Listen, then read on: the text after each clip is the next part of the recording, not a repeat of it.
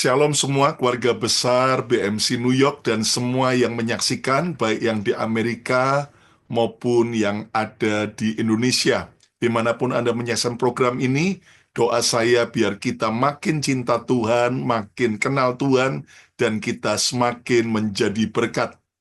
Dan saudara sekalian, Tuhan memberikan buat kita tema tahun 2025 ini adalah Future Foresight.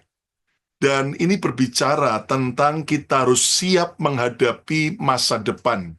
Ingat bahwa begitu banyak hal-hal yang kita tidak bisa duga akan dan sedang terjadi.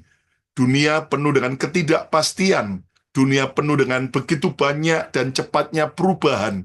Tetapi percayalah bahwa Tuhan Yesus adalah Tuhan yang memberi kita kepastian dan kemenangan. Dan saudara sekalian, subtema kita bulan Februari ini adalah yaitu jangan takut. Nah, hari ini izinkan saya membagikan sebuah kebenaran firman dengan tema Akulah perisaimu. Saudara sekalian, ini merupakan kata-kata Tuhan Yesus, Tuhan sendiri bagi kita umatnya. Khususnya secara spesifik kita lihat dalam Kejadian 15 ayat yang pertama. Kemudian datanglah firman Tuhan kepada Abram dalam suatu penglihatan. Janganlah takut Abram. Hari ini juga Tuhan berbicara kepada setiap kita. Janganlah takut Abram. Janganlah takut Abram. Akulah perisaimu. Upahmu akan sangat besar. Nah, kekasih Tuhan, dalam konteks Kejadian pasal 15 ini, pada waktu itu, Tuhan tahu persis bahwa Abraham sedang takut, sedang galau, sedang cemas, khawatir akan masa depannya. Mengapa? Sebab, sekalian, Abraham sudah diberkati Tuhan dengan banyak kekayaan. Tetapi Abraham pada waktu itu belum mempunyai anak. Dia masih belum punya anak. Sementara dia berpikir bahwa apakah nanti bujang yang menjadi kepercayaannya, yaitu Eliasar, yang akan menjadi ahli warisnya. Nah, ini adalah sebuah kegalauan, kecemasan dalam diri Abram ketika melihat akan masa depan. Saat ini juga, hari ini juga, Tuhan juga tahu akan setiap ketakutan dan kekhawatiranmu akan masa depan. Saudara sekalian, mungkin ada saudara yang sedang takut dan khawatir tentang keimigrasian di Amerika. Mungkin ada yang sedang cemas tentang masalah keuangan, ekonomi, pekerjaan. Mungkin ada saudara yang sedang bergumul dan engkau sudah lama, saudaraku, cemas tentang keluarga, anak saudara, tentang pasangan saudara. Atau mungkin ada beberapa saudara yang betul-betul sedang kalut menghadapi, yaitu kesehatan tubuh kita yang mungkin sedang tidak baik. Hari ini, saudara sekalian, di tengah-tengah semua kegalauan akan masa depan, akan apa yang akan terjadi, dengar pesan firman Tuhan hari ini. Tuhan berkata, jangan takut Abram. Saya percaya Tuhan juga memanggil namamu secara pribadi. Ayo kita ucapkan, jangan takut Lukas. Jangan takut sebut nama saudara masing-masing. Ayo pegang dada masing-masing, katakan 2, 3. Jangan takut Lukas. Sekali lagi panggil nama saudara. Jangan takut Lukas. Dan ini merupakan pesan Tuhan secara pribadi buat saudara dan saya hari ini. Saudara, kita di Amerika juga sedang terus berdoa, ya, khususnya bagi yang masih bergumul tentang keimigrasian. Bagaimana di seluruh Amerika lagi panik ketika akhirnya Donald Trump mencanangkan tentang penangkapan atau pemulangan orang-orang imigran yang tidak punya status. Tapi sekalian, kita berdoa biar ada sebuah iman pengharapan dalam hidup kita. Saya mendengar di mana-mana, di New York juga, di berbagai tempat, saudaraku, bahkan di Texas juga, saudaraku, tempat-tempat yang tadinya rame, termasuk di Walmart, di taman-taman, ya, bahkan di beberapa tempat, saudaraku, yang tadinya begitu banyak orang-orang imigran, ternyata sekarang betul-betul sepi dan tidak ada orang di sana, dan baru sadar bahwa selama ini yang membuat hidup, yang membuat rame adalah para imigran. Dan saudara sekalian, kita percaya bahwa Tuhan pegang kendali, dan terus kita berdoa buat pemerintahan Trump ini, agar dia takut akan Tuhan, tidak arogan, tetapi rendah hati, dan tetap hidup di dalam perkenanan Tuhan, sehingga setiap keputusan-keputusan yang memang hari-hari lagi begitu banyak yang kontroversial, ya, yang sensasional, kita doakan supaya akhirnya, saudaraku, semuanya boleh ya reda dengan baik, khususnya hubungan antar negara dengan yaitu Kanada, dengan Meksiko, dan juga dengan China, dan juga dengan anggota kelompok negara NATO yang ada di Eropa. Nah, saudara, mari kita berdoa supaya benar-benar di tengah kepanikan, di tengah banyak hal-hal yang goncangan ini, Tuhan berkata buat setiap kita, jangan takut, jangan takut. Katakan amin. Mungkin Anda berkata, iya Pastor Lukas enak, Pastor Lukas tidak menghadapi masalah yang saya hadapi. Bro, sis, semua kita punya masalah masing-masing, ya kan?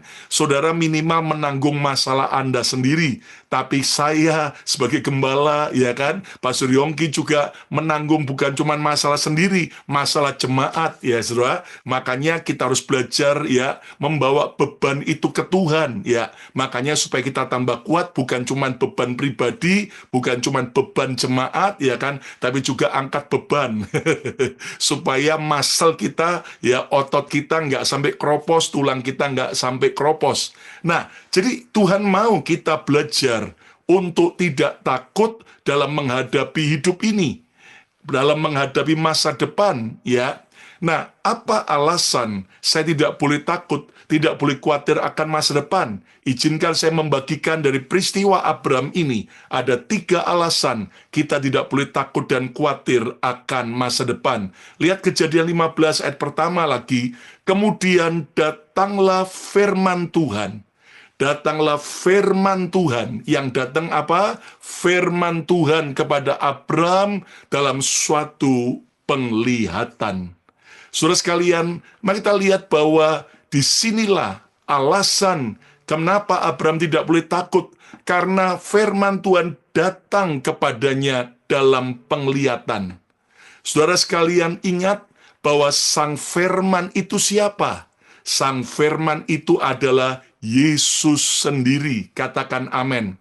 Dan bagi kita sekarang yang sudah ada di perjanjian baru, maka kita tidak perlu lagi dengan penglihatan seperti yang Abraham lihat datangnya firman, tetapi kita sudah menyaksikan 2000 tahun yang lalu Tuhan Yesus, sang firman yang telah menjelma jadi manusia, telah hadir dalam hidup saudara dan saya. Katakan amin. Nah, apa alasan pertama saya dan kita semua tidak boleh takut dan khawatir akan masa depan? Yang pertama, pastikan Yesus hadir setiap saat dalam hidupmu. Yesus sang firman datang kepada Abraham dalam penglihatan. Tetapi bagi kita hari ini, Yesus datang secara nyata karena 2000 tahun yang lalu dia yang adalah Allah sang firman telah mewujudkan ya kuasanya, dirinya kepada kita manusia.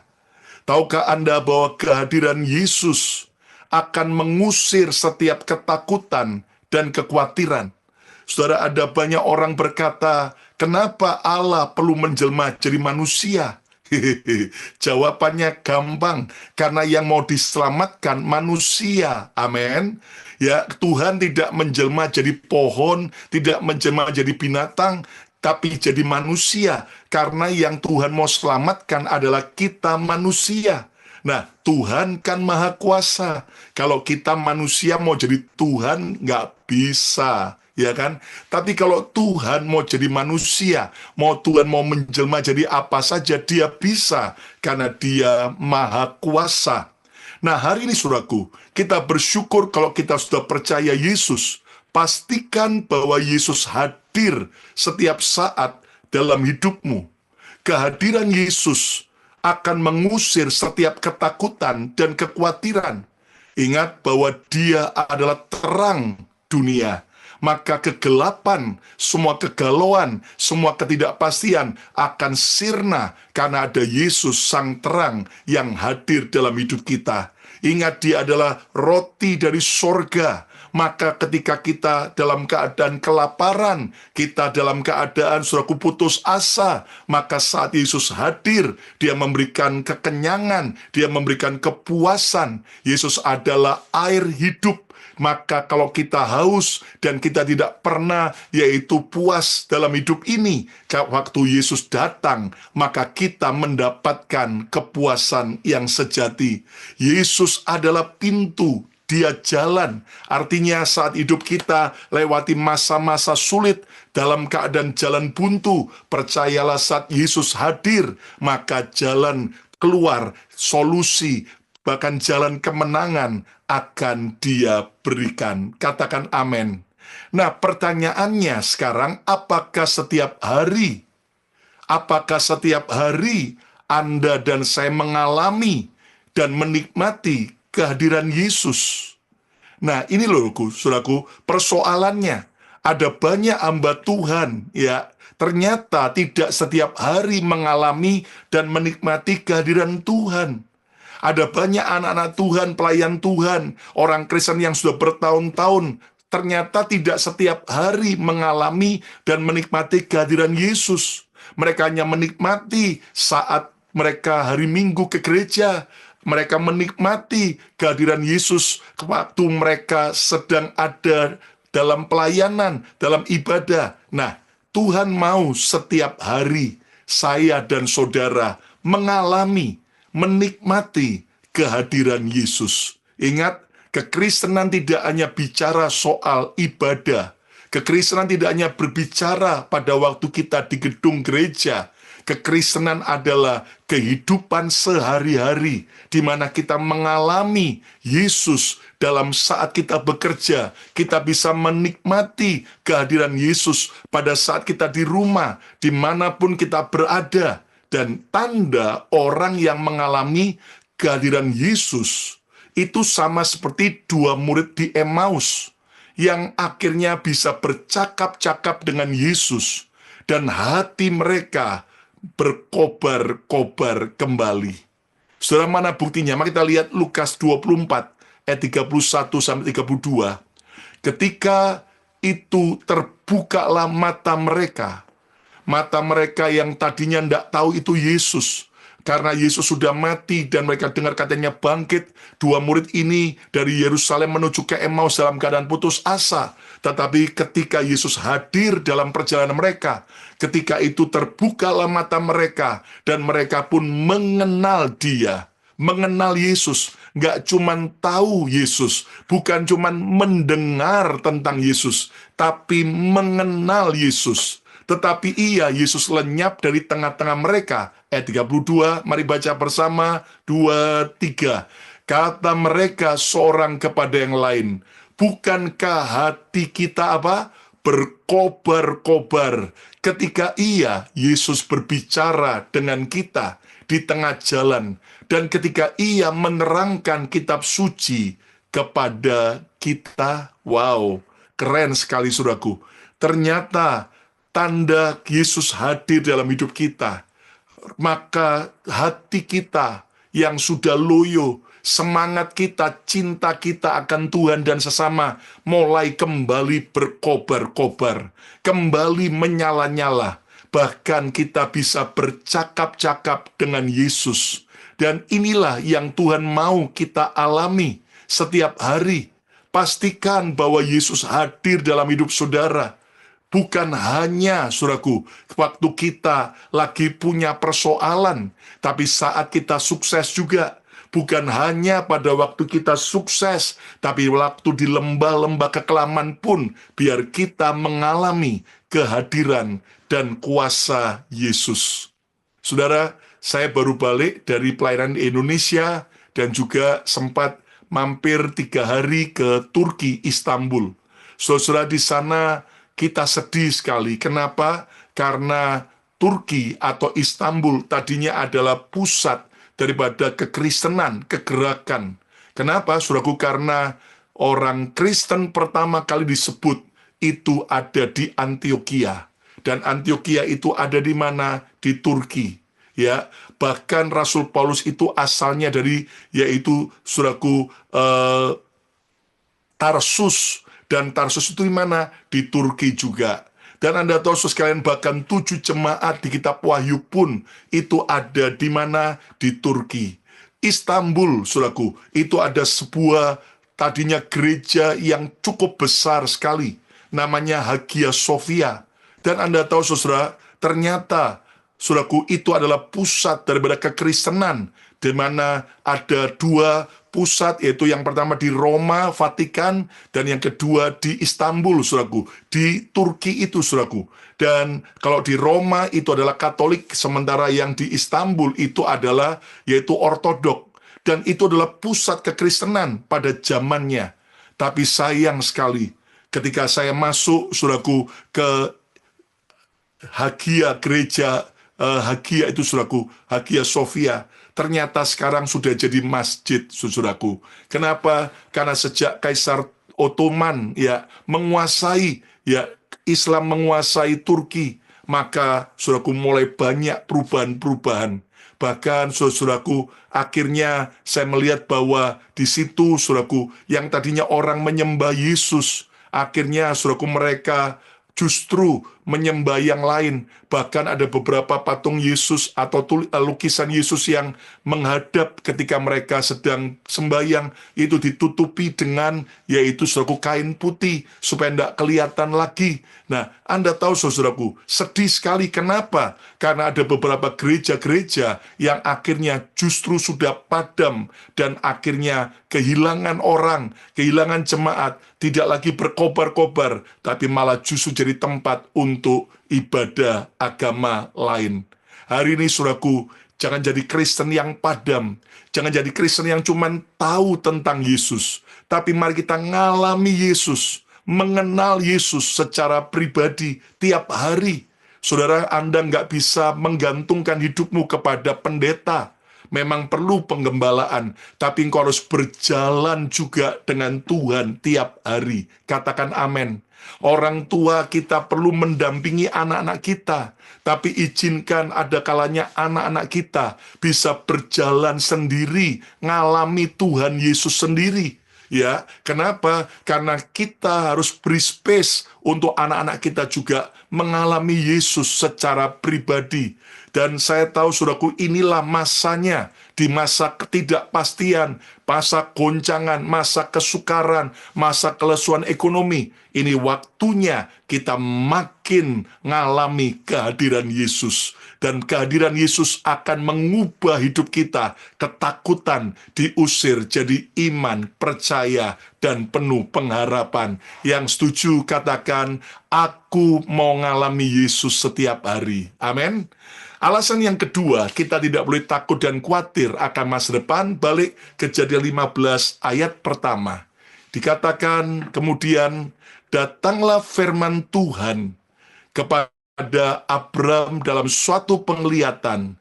Jangan takut Abram. Bukan hanya karena ada firman Tuhan yang datang, tapi yang kedua, kenapa? Akulah perisaimu. Akulah perisaimu. Saudara, menarik sekali. Di sini Tuhan memperkenalkan dirinya, akulah perisaimu. Saudara, perisai atau tameng adalah alat perang untuk melindungi diri dari serangan-serangan musuh. Saudara sekalian, bahkan yang menarik, sebetulnya ya hari ini kita mengenal ada David Star, bintang Daud. Ya, itu kan di bendera Israel ada bintang Daud. Tapi sebetulnya dalam bahasa Ibraninya, itu bukan David Star, tapi perisai Daud, ya, Shield of David.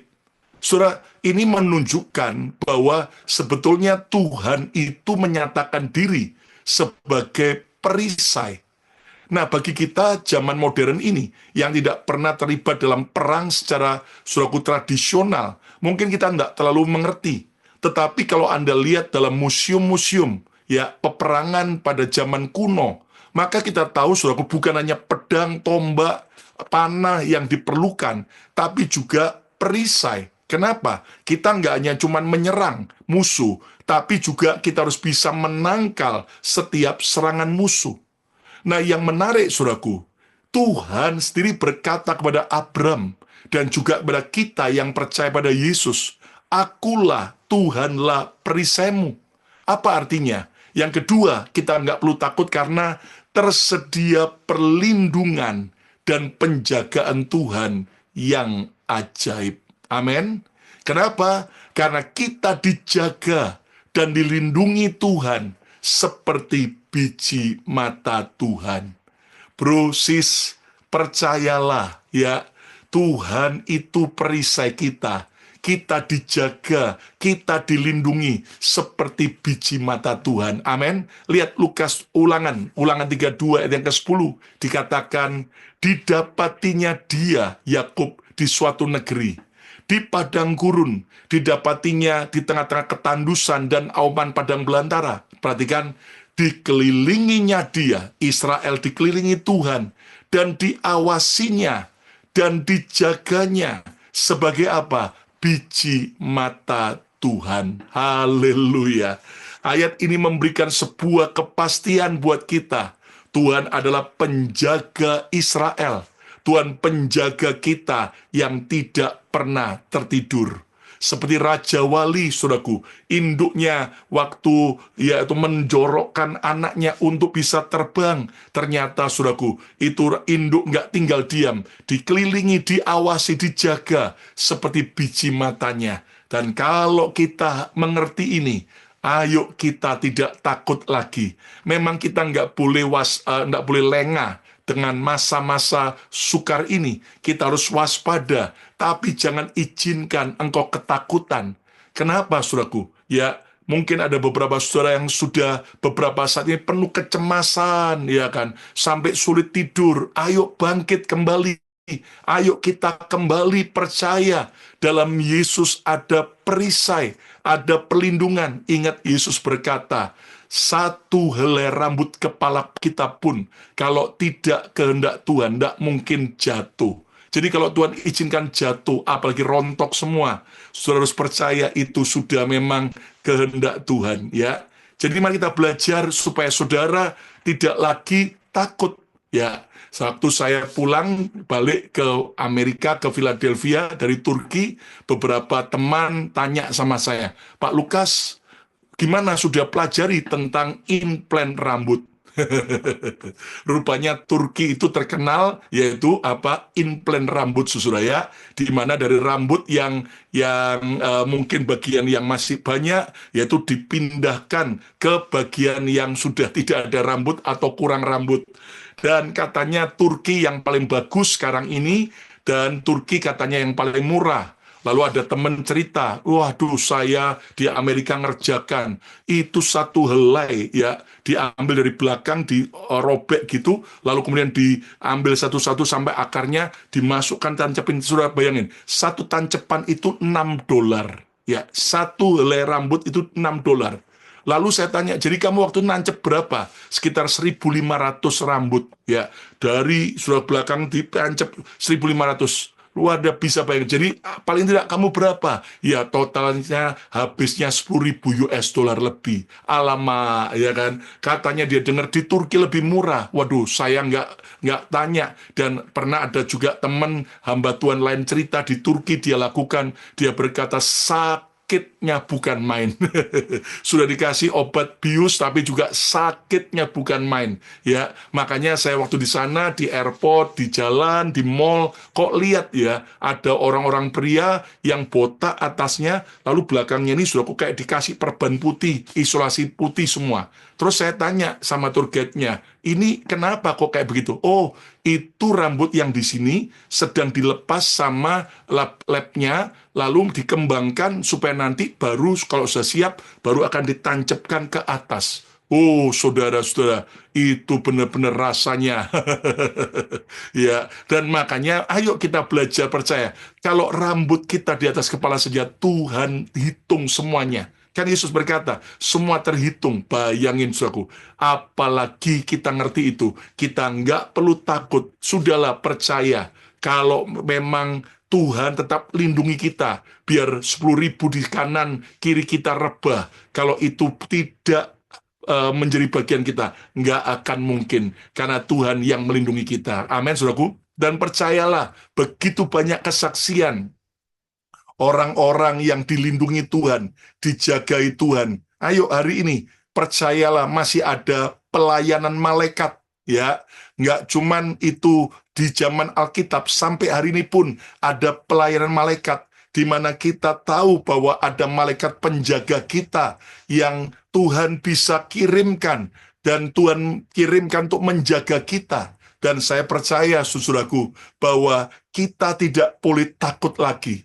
Saya sebagai manusia pun terkadang bisa takut dan gentar, tapi Tuhan ingatkan, akulah perisaimu, akulah perisaimu. Dia yang membentengi kita, dia yang melindungi kita. Percayalah, bahkan sampai seluruh hal-hal kecil dalam hidup kita pun, Tuhan itu pelihara luar biasa. Yang percaya katakan amin. Ayo pegang dada masing-masing, Tuhanlah perisaimu. Ya, jadi nggak perlu takut lagi. Yang ketiga, yang terakhir, alasan tidak boleh takut dan khawatir akan masa depan. Balik Kejadian 15 ayat pertama, dikatakan kalimat terakhir, ya, janganlah takut Abram, akulah perisaimu, upahmu akan sangat besar. Haleluya. Ayo ucapkan dengan iman 2, 3, upahmu akan sangat apa?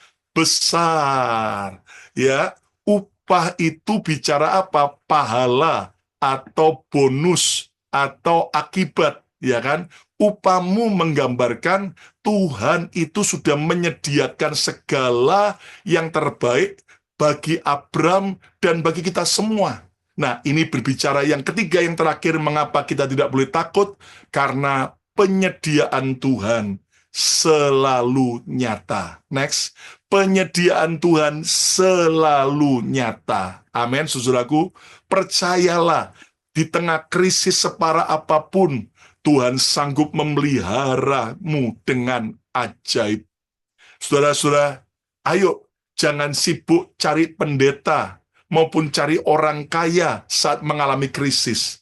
Tapi carilah Kristus. Carilah Yesus. Karena Yesus adalah sumber segala kecukupan kita.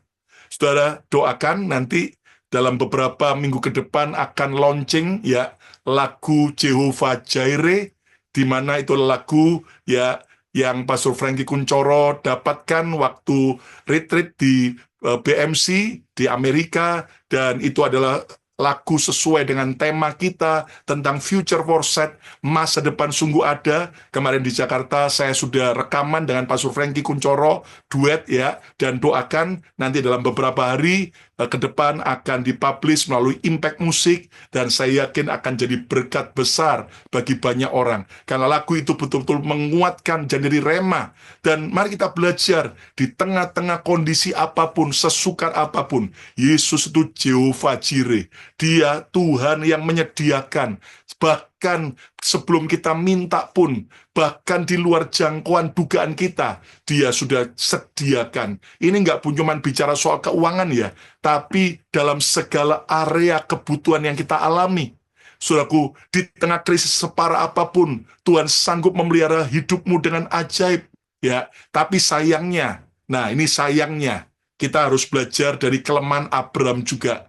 Ya, sayangnya di Kejadian 15 Tuhan berkata, upahmu akan sangat besar. Nanti anak bukan yang jadi keturunan ahli warismu bukanlah yaitu hambamu, tapi anak kandungmu. Sayangnya di Kejadian 16, Abraham dan Sarah mencoba pakai caranya sendiri dengan mengambil Hagar, gundik budak Sarah menjadi gundik Abraham, dan akhirnya lahirlah Ismail. Dan tetap Tuhan berkata, bukan Ismail anak yang aku pilih untuk aku berkati, tapi nanti anak yang dari Sarah, itulah Ishak.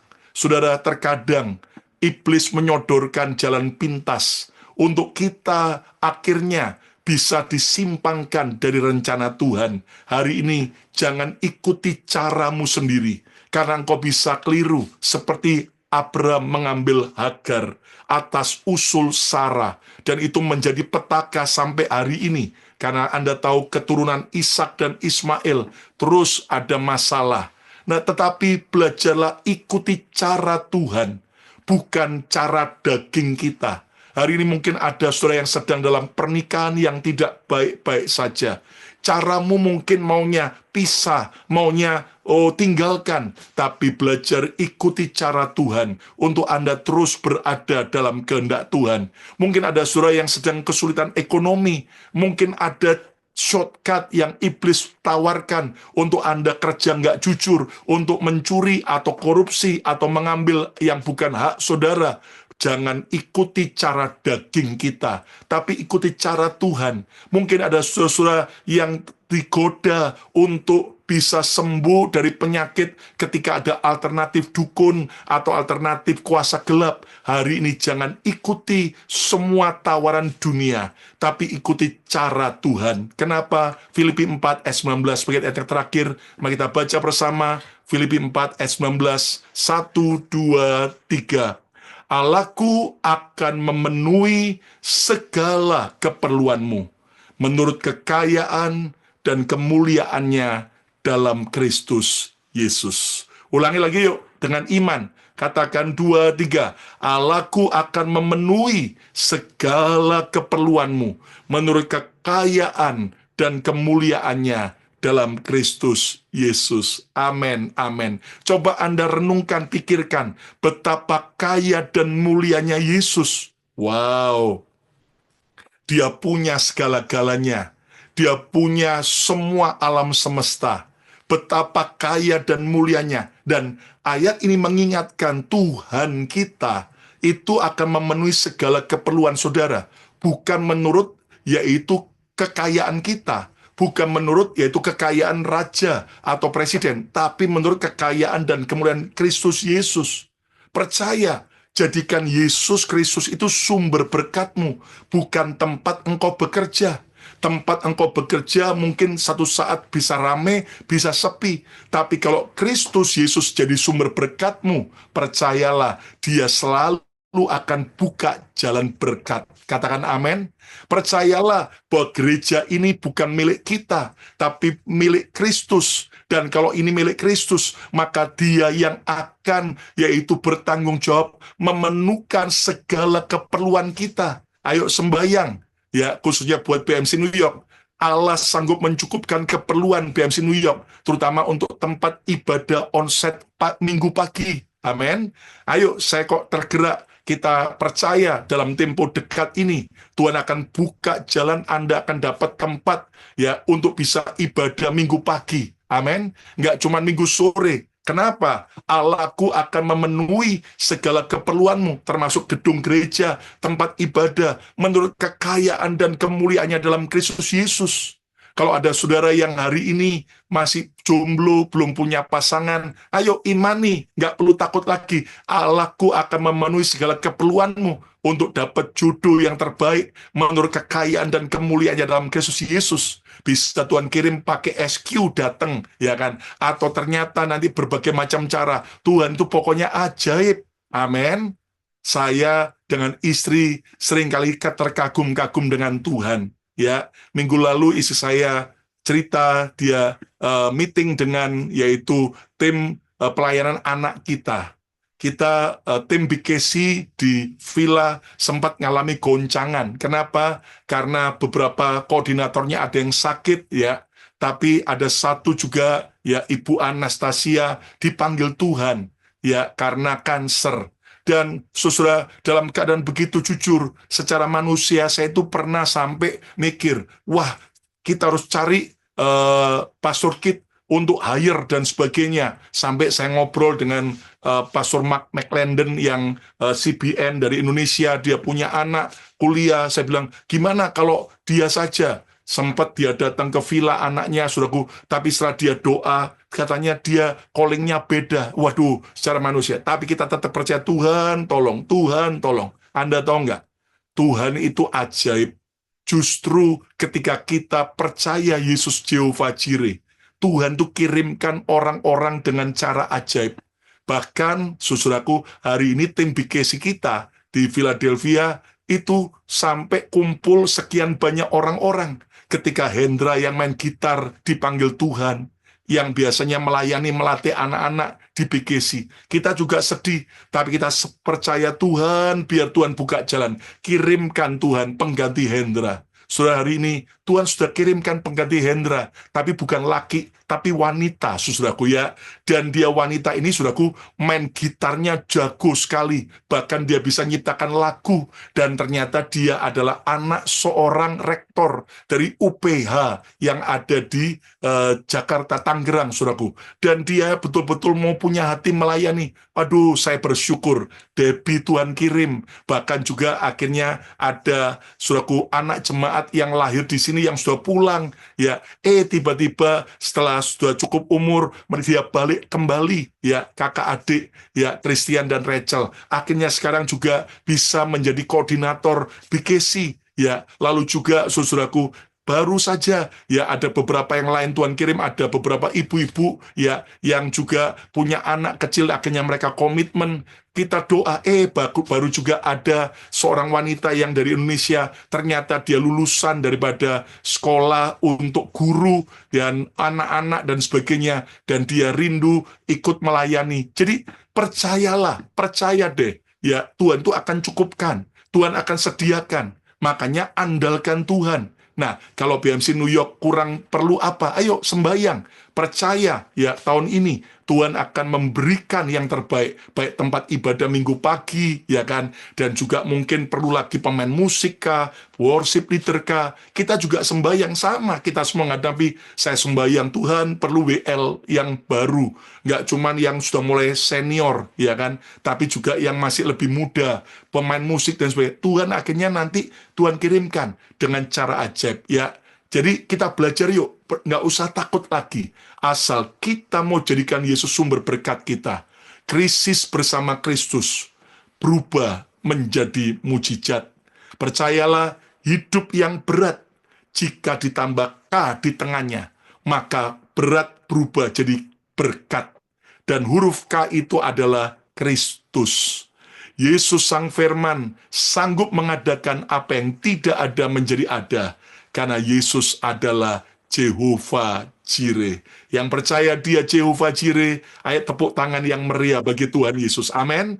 Hari ini apa yang kau perlukan, ya, dia sanggup mencukupkan. Kesimpulannya, jangan takut dan khawatir akan masa depanmu lagi. 3 alasan kita tidak boleh takut dan tidak boleh khawatir. Yang pertama, pastikan Yesus hadir. Sang Firman hadir, bukan hanya melalui penglihatan, tapi melalui pribadinya Yesus yang nyata setiap saat dalam hidupmu. Yang kedua, percayalah dia adalah perisai kita. Dia adalah the shield of David. Dia adalah, saudaraku, pelindung kita, karena tersedia perlindungan dan penjagaan Tuhan yang ajaib. Dan yang ketiga, upahmu akan sangat besar. Penyediaan Tuhan selalu nyata dalam hidup kita. Nggak usah khawatir tentang apapun yang kita sedang lewati. Percaya masa depan kita terjamin dalam Yesus bagi orang yang mengandalkan dan mengasihi Tuhan. Amin.